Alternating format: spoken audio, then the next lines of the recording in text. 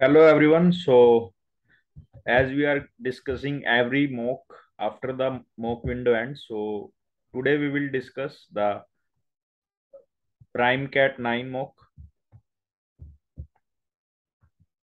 A very good mock, in my opinion. It gives you chance to come back or to score the minimum percentage marks in every section. That's why I will think that it's a very good mock. Some students are saying that the mock was very easy, and I discussed it with a lot of people, and I got to know that their marks were not even crossing 50 to 60. So how you can claim something to be very very easy and not scoring marks? Or if the mock is easy, then according to you easiness is the relative thing, है ना? तो अगर आपके according easy mock है तो आपको 100+ तो at least आना चाहिए उसमें, इजी मॉक अगर आप कह रहे हो, है ना?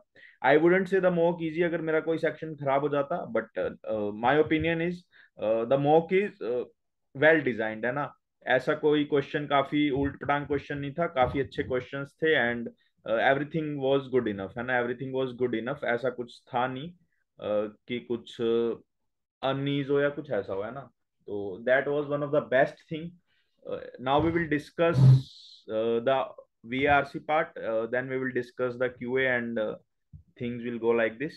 So for the VARC,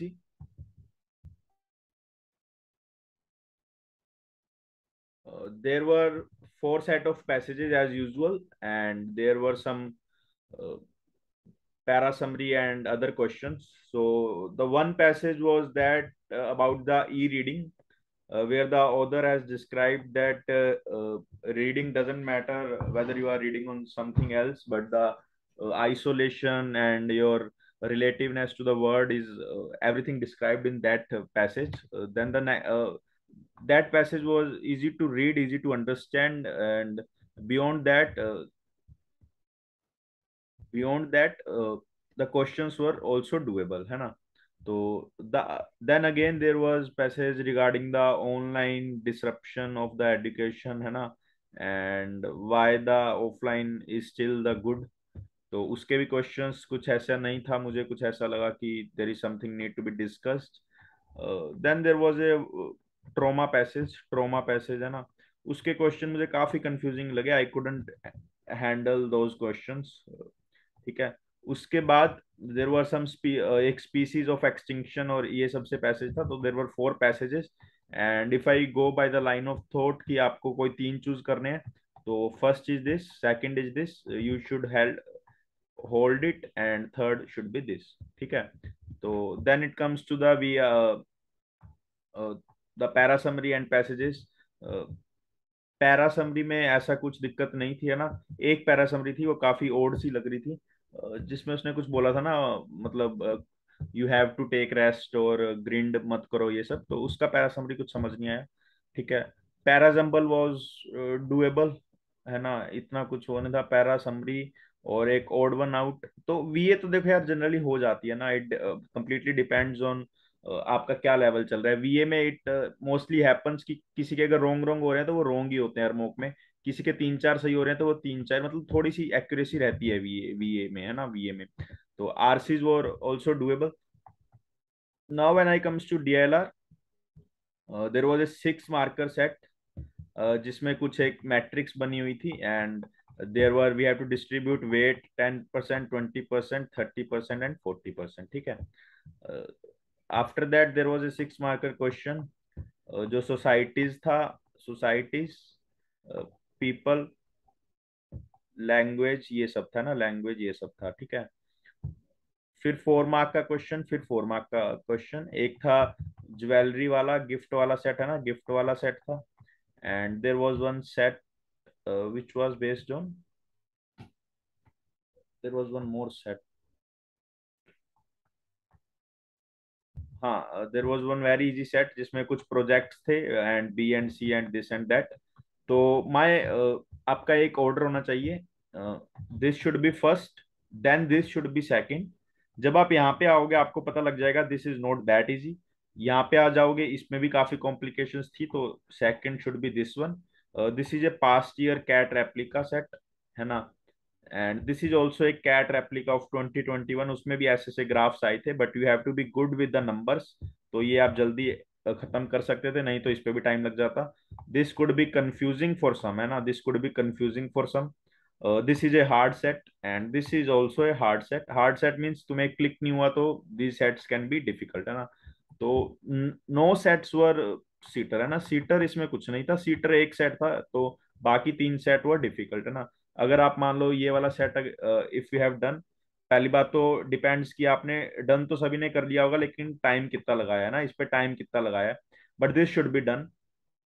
फिर इस पे आते हैं, इस पे तुम्हारी दो तीन इक्वेशंस बन रही थी, as far as I remember कुछ ऐसा, आर क्यू एस और पी का कोई रिलेशन नहीं बन रहा था ना, एक बन रहा था 2s is equal to P plus Q, ऐसा बन रहा था। तो these two were the relation, है ना, उसके बेसिस पे तुम इसको आंसर कर सकते थे। एक डेफिनेट आंसर आ रहा था, टीटा क्वेश्चंस नहीं थे, सारे डेफिनेट आंसर वाले क्वेश्चन थे। तो 6 + 4 10, 30 मार्क्स तो आपके यहाँ सिक्योर हो जाते। उसके बाद ज्वेलरी वाले सेट में अगर आप टाइम भी वेस्ट करते तो भी कोई दिक्कत नहीं थी। देन सोसाइटी वाले सेट में अगर आप कुछ कुछ कर लेते तो कुछ कुछ आंसर्स आ रहे थे, है ना, एक दो आंसर्स तो आ ही रहे थे। तो ज्वेलरी वाले में नहीं था, ठीक है। उसके बाद when I discuss QA, QA was CAT level, ठीक है, कुछ क्वेश्चंस तो बच्चे बोल रहे थे कैट के पास ईयर्स थे, ठीक है। तो द बेस्ट थिंग इज, जैसे अननेसेसरी स्टफ नहीं था, है ना।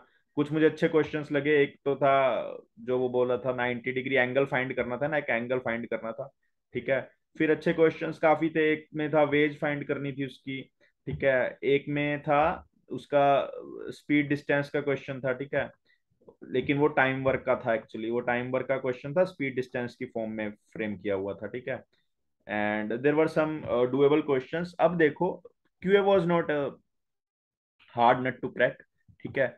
तो good marks 25 here, 25 here and 23 here, 23 here. यहाँ पे मैं 23 क्यों ले रहा हूँ इजी मॉक में भी, क्योंकि यहाँ पे ट्रैप्स थे, आप ट्रैप्स में फंस सकते थे, है ना, तो इसीलिए 23 ले रहा हूँ। इजी मॉक ये नहीं है कि सबके लिए वो इजी होगा, मेरी बात को ध्यान से समझने का ट्राई करो, है ना। जिन्होंने मॉक नहीं दिया वो कह रहे हैं अच्छा इजी मॉक है, इसमें तो हम 100+ ले आते, नहीं, तुम एक बार दे के देखो फिर पता लग जाएगा, है ना। और यहाँ पे मैं आपको 33 मार्क्स ले रहा हूँ, है ना, 33 मार्क्स ले रहा हूँ। तो 25, 23 एंड 33, ये विद फुल प्रैक्टिस, है ना। तो कितना आ गया, 91 इज अचीवेबल, है ना, इतने तो आने चाहिए थे आपके, 91+, है ना, 91+ आपके मॉक्स में आने चाहिए थे, ठीक है। अब एक ओवरऑल सिनेरियो देता हूँ, this was not an easy mock. जो आपको इजी लग रहा है, आपको इजी लग रहा है, you should be thankful to your preparation. देखो आपको आपको देखो, जब आपके नंबर आ जाते हैं, जब आपको कुछ डिफिकल्टी फेस नहीं करती, वी टेन टू थिंक कि मॉक इजी था, वी टेन टू थिंक कि हमें आता नहीं था बट वो इजी था। और जब हम लो स्कोर करते हैं, वी टेन टू फील कि यार हमें तो कुछ आता ही नहीं है, तो this this should not be happened, है ना। तो आपको आता भी है और आप अच्छा कर भी रहे हो, ठीक है। तो मेरा मोटिव यही था कि पहली बात तो ये क्लियर करना है, नो मॉक इज इजी और हार्ड, है ना, इजी और हार्ड, तो इजी होता तो इसका 130 पे भी 97 ही बनना चाहिए था फिर तो, है ना। तो इतना इजी भी नहीं था, इतना हार्ड भी नहीं था। मॉक में एक्चुअली तुम्हारा वे ऑफ डूइंग इट, बाकी मॉक को इजी और हार्ड तुम क्यों कैटेगराइज कर रहे हो, है ना। तुम जब आप परसेंटाइल की बात करते हो, you can be say that this mock was not a troublesome मेरे लिए, but this this is troublesome for many of the people I know. VRC में बहुतों लोगों का स्कोर नहीं आ पाया इसमें, और डीएलआर में जब उन्होंने देखा तब भी वो कई लोग ज्वेलरी वाले सेट में फंस गए 4 मार्क्स का देख के ना। We tend to move to the 4 question set first, है ना। तो उन्होंने ज्वेलरी वाला उठा लिया और वहां पे उनका गड़बड़ हो गया, ठीक है। क्यूए में भी जिनकी स्पीड नहीं है उन्होंने तो डिफिकल्टी की है, बट एक, अब जब इजी मॉक की बात आती है तो फायदा किसको होता है ना, फायदा किसको होता है, फायदा होता है गुड स्टूडेंट को, जिसकी प्रेपरेशन ऑन द ट्रैक है, जिसकी प्रेपरेशन एकदम ऑन द ट्रैक है ना। उसकी प्रेपरेशन जब ऑन द ट्रैक है तो वो इस मॉक को एंजॉय करेगा, वो इस मॉक को एंजॉय करेगा और स्कोर भी अच्छा करेगा, है ना, स्कोर भी अच्छा करेगा, है ना। तो उसके लिए बहुत अच्छी अपॉर्चुनिटी होती है ऐसे मॉक्स में। और कैट भी जनरली तुम देखोगे अगर अच्छे माइंड से तो मे बी डिफिकल्ट आ जाए, इजी आ जाए, बट कैट को भी हैंडल अच्छा बच्चा कर लेगा, है ना। क्योंकि जब इतना, और देखो इजी मॉक्स का एक एक्सप्लेनेशन ये भी है, तुम यहाँ पे हार्ड मॉक, फिर हार्ड, एकदम से इजी मॉक आ गया तो कई बच्चे तो उसको डाइजेस्ट नहीं कर पाते, कई बच्चे तो उसको डाइजेस्ट नहीं कर पाते, एक माइंड सेट लेके चलते हैं, आपने बहुत लोगों ने माइंड सेट लेके चला होगा। The next thing is percentile, आप इसकी मत देखो, परसेंटाइल मत देखो, because test checker I don't think 500 भी होंगे या 500 के अराउंड होंगे, उससे ज्यादा मुझे नहीं लगता इसमें टेस्ट चेकर हैं। तो wish you all the best है ना, wish you all the best.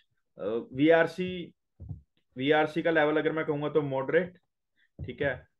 DLR का कहूंगा मॉडरेट, बिकॉज आप 2018 का डीएलआर देखो, यही लेवल का डीएलआर है ना, बच्चे वहां पे 90 मार्क्स भी स्कोर कर देते थे, तो मॉडरेट है। और क्यूए भी मॉडरेट टू मॉडरेट है ना, मॉडरेट। क्यूए भी मॉडरेट है, कुछ कुछ नए क्वेश्चंस थे, कैट भी ऐसे करता है, कुछ कुछ नए क्वेश्चंस आते हैं, तो ओवरऑल ए मॉडरेट मॉक है ना, moderate mock, not a very hard mock, but good student. अगर आपके यहाँ पे 100+ आए हैं तो you should thankful to your preparation, not to the mock है ना।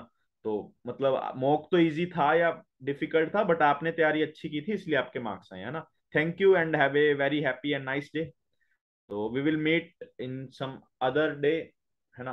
तो till that time keep enjoying the stuff, keep reading, keep practicing. Thank you.